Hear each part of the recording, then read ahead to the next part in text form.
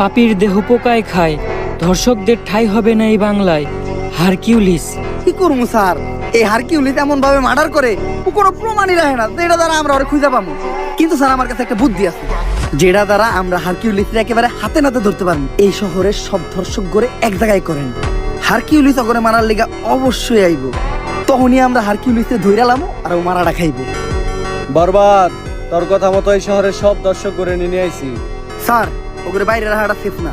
Hercules যে কোনো সময় ওগো উপরে হামলা করতে পারে। এক এক করে ওগো সবাই পিসের গোডাউনে ঢুকানোর ব্যবস্থা করেন। স্যার বাইরে তো আমরা আছি, ওগরে ভিতর থেকে সেফটি দেওয়ার লেগেও কাউরে দরকার নাই, তোরা বাইরে পাহারা দে, আমি ভিতরে ব্যাপারটা দেখতাছি। স্যার শেষবারের মতো একটা কথা শুনে রাখেন, পাপীর দেহ পোকায় খায়, ধর্ষকদের ঠাঁই হবে না এই বাংলায়।